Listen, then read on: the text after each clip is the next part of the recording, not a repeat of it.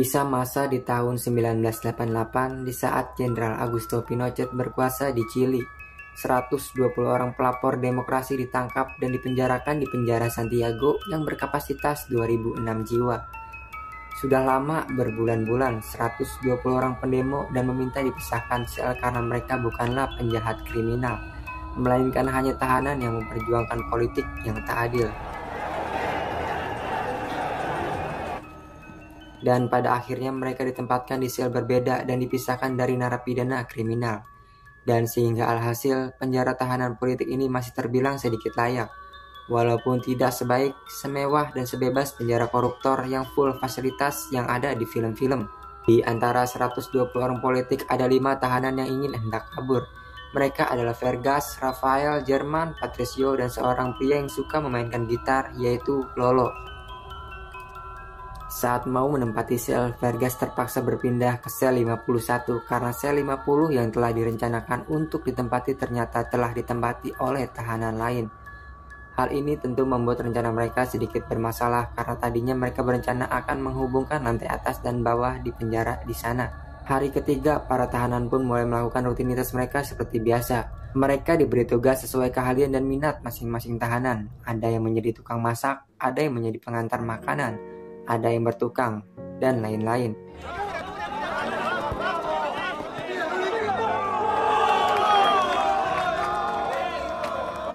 Di samping lapangan, Vergas mencoba mengatur rencana pelariannya, namun sempat terjadi sedikit baku hantam antara Vergas dan Rafael karena sedikit problem. Vergas pun kembali melanjutkan pembicaraannya. Ia berencana menggali terowongan untuk kabur dari sana dan menurut perhitungannya, mereka harus menggali terowongan sepanjang 70 meter dan mengeluarkan tanah yang kurang lebih sebanyak 7 ton. Yang masih jadi sedikit kendala adalah bagaimana cara mengeluarkan tanah sebanyak itu dan kemana tanah tersebut akan dibuang. Di hari kelima, mereka gas memulai mencoba membolongi dinding untuk membuat terowongan. Mereka berencana membuat tembok tiruan untuk menutupi lubang dan membuat adonan cat yang terbuat dari tepung dan telur, yang hasilnya sesuai harapan mereka. Dan tak lama kemudian Nolo mendatangi mereka dan memberikan sebuah besi panjang yang ia sembunyikan di dalam gitar.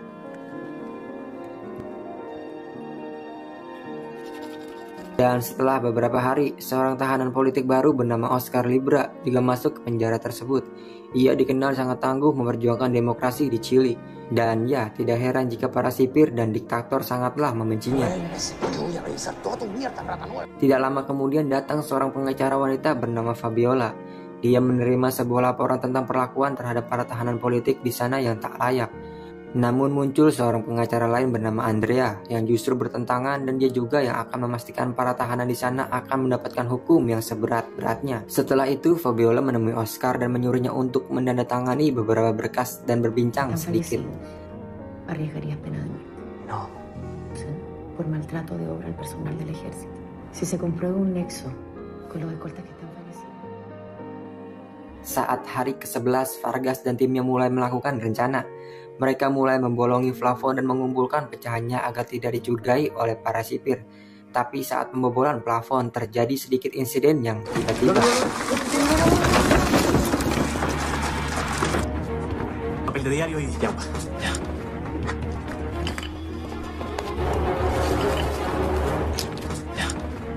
Plafon pun ambyar dan mereka pun mulai mencari cara untuk menutupi lubang itu. Mereka segera bergegas ke dapur penjara dan meminta seonggok tepung dan beberapa butir telur. Sementara Lolo pergi ke lain tempat untuk meminta sebuah poster dan berencana menutup lubang itu dengan poster. Sambil menunggu teman-temannya, Vargas mencoba melihat ke atas plafon dan melihat ada ruangan yang besar di sana.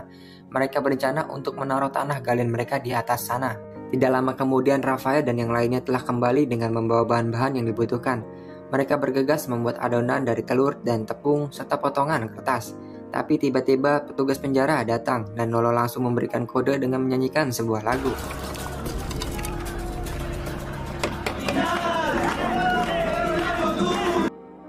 Mendengar kode bahaya dari Lolo, Vargas dan yang lainnya semakin panik dan segera menyelesaikan pekerjaannya karena para sipir sedang melakukan pemeriksaan di setiap sel lainnya.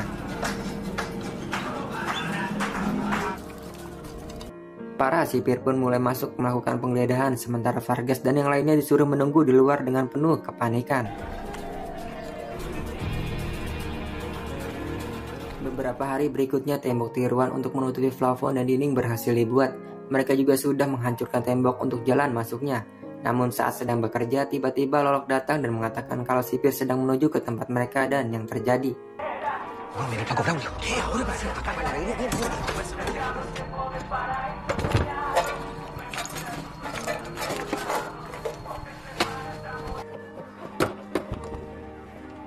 El prisionero Velázquez no está acá. Está colaborando con otro taller. Setelah sipir tak mencurigainya, mereka kembali melanjutkan rencana, yaitu memasang tembok tiruan untuk menutupi lubang, dan sisa runtuhan dinding dibawa untuk dibuang ke atas plafon. Mereka juga menutup lubang plafon untuk menyamarkan dengan campuran telur dan tepung. Kegiatan tersebut mereka lakukan terus-menerus berulang-ulang setiap hari hingga tanah mulai menumpuk di atas plafon.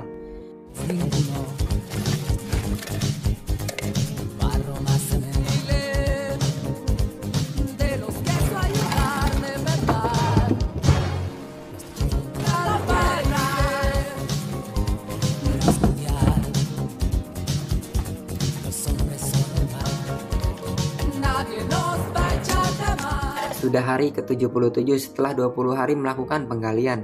Vargas pun mulai mengukur panjang terowongan yang ternyata hasilnya masih jauh dari apa yang mereka harapkan, yaitu hanya sekitar 190 cm dari total yang harus mereka gali, yaitu sepanjang 6.810 cm untuk bisa keluar. Namun tiba-tiba semua sipir mengumpulkan para tahanan, dan Oscar Libra yang kerap menjadi incaran sipir memberikan semburan hingga dia ditempatkan di sel isolasi.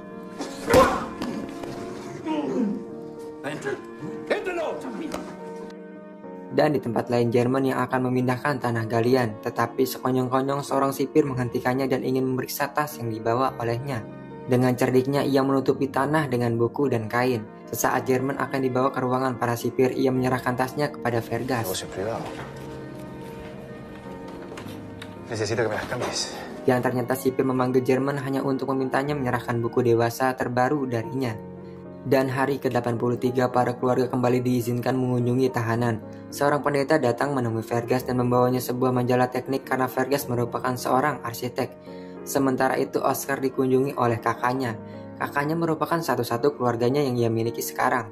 Namun pertemuan itu berakhir dengan perdebatan karena kakak beradik itu memiliki pemikiran yang bertolak belakang. Dan ya, tidak terasa sudah 86 hari mereka di penjara. Mereka menyadari tidak mudah untuk menggali terowongan hanya mengandalkan 4 orang saja. Mereka memutuskan untuk merekrut beberapa orang yang mereka percaya untuk ikut bergabung bersama kelompok mereka. Vargas pun membagi 4 kelompok dengan waktu penggalian 2 jam per giliran. Satu kelompok harus mengeluarkan tanah minimal 100 kilo per hari katanya dan membuangnya ke atas plafon. Dan untuk menghindari kecurigaan petugas, mereka harus membersihkan diri setelah bekerja dan juga harus menjalani rutinitas mereka seperti biasa. Mereka juga tidak boleh terlihat kelelahan karena itu bisa membuat para petugas curiga. Dan sekarang rencana mereka semakin mudah karena mereka telah berhasil menghubungkan lantai bawah dan lantai atas penjara. Dengan begitu tanah yang mereka gali bisa langsung dinaikkan ke atas plafon dengan cepat. Para tahanan yang tidak mengetahui aktivitas mereka mengira ada banyak tikus di atas plafon. Palomas, compadre, que se meten ahí en el... Aparte que ustedes no ven del cuerpo, son visibles para todo el resto. Pada saat tanding bola, Oscar berbicara pada Rafael karena ia telah mengetahui rencana kabur mereka. Tidak ada pilihan lain, Rafael pun mengajak Oscar bergabung ke dalam kelompok.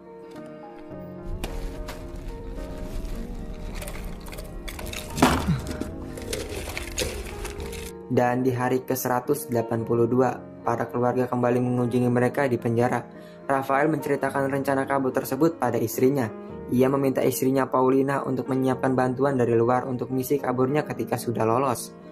Memasuki hari ke-205, tiba-tiba saja kepala penjara mengumpulkan para tahanan dan penggeledahan pun terjadi. Haga lo que tiene que hacer, sargento. ¡Sí, mi coronel!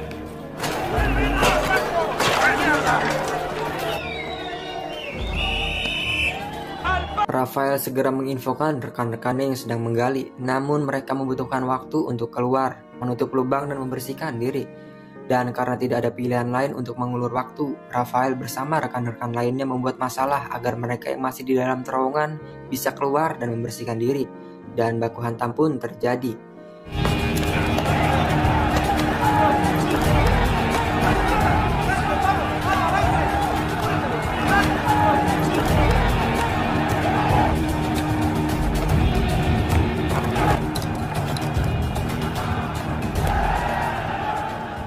Ya, akibat dari kerusuhan itu, Rafael disiksa dan dikurung di dalam sel isolasi, dan yang lainnya dikumpulkan di lapangan untuk dihukum. Saat komandan datang, tahanan menyanyikan lagu kebangsaan Chili dan diikuti oleh tahanan lainnya.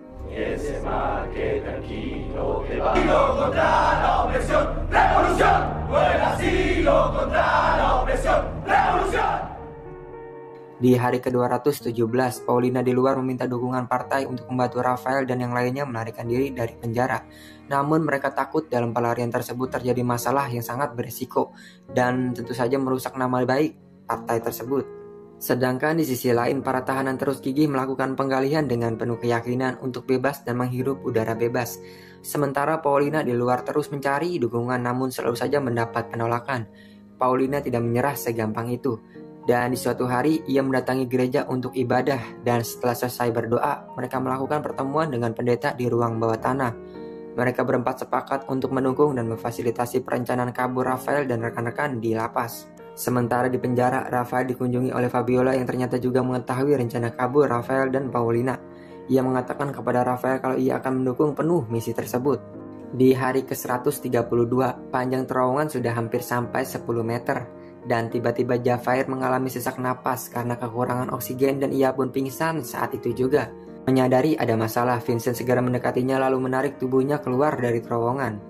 Karena kejadian barusan, mereka kembali memikirkan untuk bagaimana memasukkan udara ke dalam terowongan. Rafael pun memanfaatkan bantuan dari Fabiola.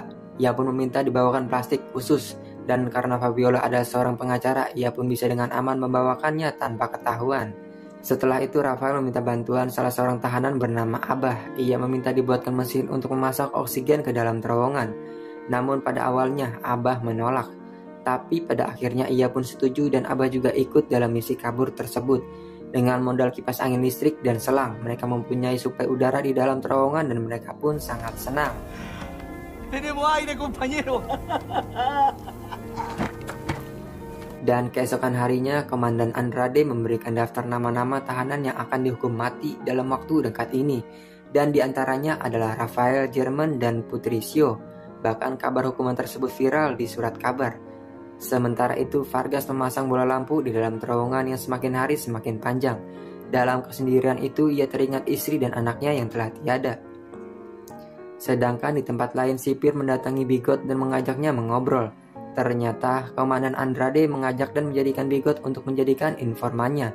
Bigot tidak punya pilihan karena Andrade mengancam akan menyakiti keluarganya. Pada hari ke-524, Rafael dan German menyiapkan selang dan sirup koko pandan untuk menandai lubang yang akan digali dari luar.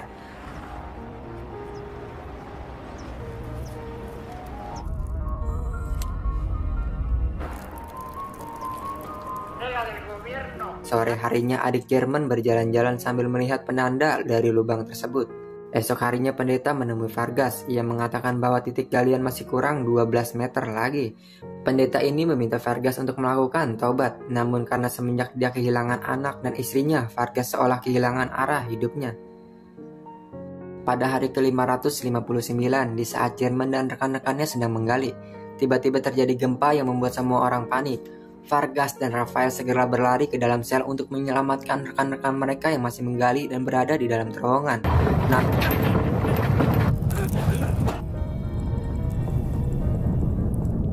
Namun beruntungnya tidak ada korban dan terowongan pun tetap kokoh. Kejadian barusan, Rafael, German, dan Vargas memutuskan untuk menambah jam kerja karena jika terjadi gempa lagi, besar kemungkinan terowongan itu akan runtuh. Dan di tempat lain, Paulina tengah mempersiapkan identitas baru untuk tahanan yang akan kabur. Saat bermain catur, Emilio meminta Vargas untuk membawa semua tahanan kabur bersamanya. Namun ia meminta Vargas berlari untuknya saat ia bebas nanti. Beberapa hari kemudian, para tahanan kembali mendapatkan kunjungan dari keluarga mereka masing-masing. Mereka saling berpelukan karena resiko dari pelarian ini sangatlah besar. Dan ada kemungkinan jika pelarian ini gagal, mereka akan dihukum mati dan bahkan bisa ditembak di tempat saat itu juga.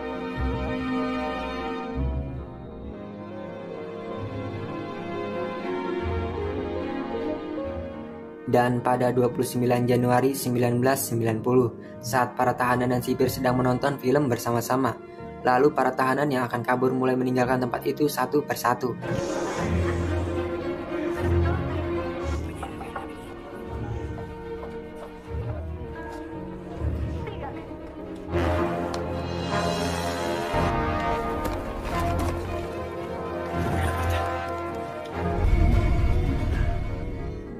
Dan setelah sampai di ujung terowongan, orang luar juga belum datang untuk membuka terowongan.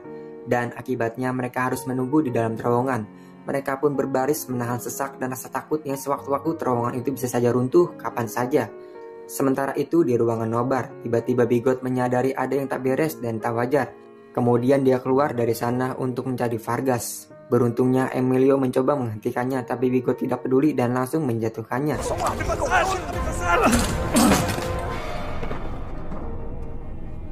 Sesampainya di sel Vargas, ia mendapati sebuah lubang untuk melarikan diri dan berniat untuk melaporkannya kepada sipir.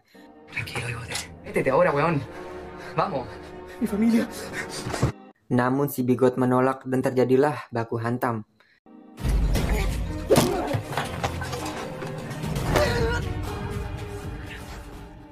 Dan setelah cukup lama menunggu, akhirnya adik Jerman mulai menggali lubang dari luar. Lalu setelah lubang terbuka, satu persatu dari mereka keluar dan menghirup udara bebas.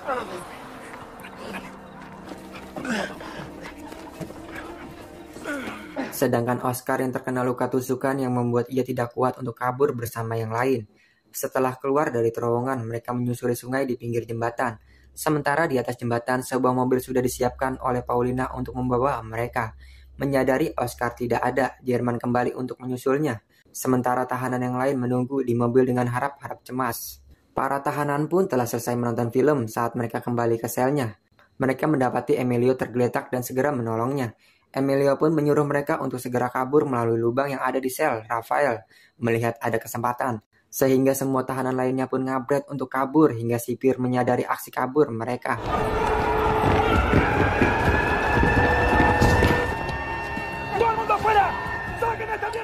Setelah lama menunggu Jerman dan Oscar yang tidak kunjung datang juga, mereka memutuskan untuk melanjutkan perjalanan. Namun tidak lama kemudian Jerman datang tanpa membawa Oscar bersamanya. Sementara di penjara, Oscar terlihat kesakitan dan bersembunyi di dalam toilet. Para sipir pun datang untuk menghentikan para tahanan lain yang juga ingin kabur. Namun beberapa tahanan lainnya telah berhasil kabur dan keluar dari terowongan. Sementara di mobil, yang lainnya melihat mobil polisi datang ke arah mereka. Namun beruntungnya mobil itu hanya lewat aja. Lalu Paulina membagi identitas baru mereka. Sedangkan di dalam sel, kepala penjara mendapat laporan bahwa dari 120 orang tahanan, 49 orang telah berhasil kabur. Andrade yang mengetahui kabar kaburnya para tahanan, ia pun sangat marah. Di sisi lain, Rafael dan rekan-rekannya yang berhasil kabur membagi beberapa kelompok dan diturunkan di tempat yang berbeda. Di setiap perhentian sudah disiapkan mobil untuk menjemput mereka semua.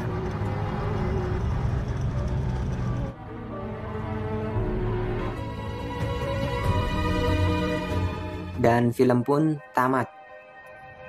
Sejarah pelarian besar-besaran ini dikenal dengan nama Operation Éxito, yang merupakan pembobolan penjara terbesar dalam sejarah negara Chili.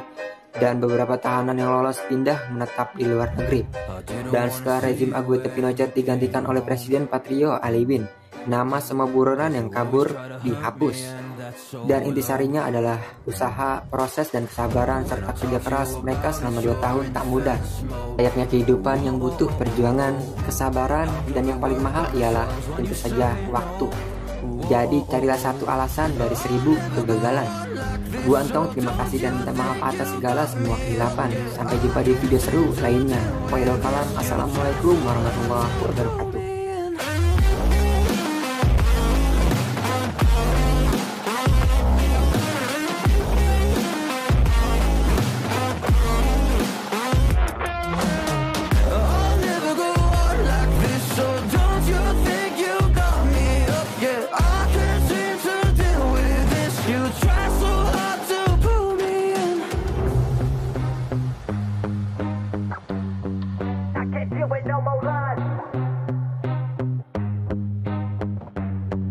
Got me hooked up.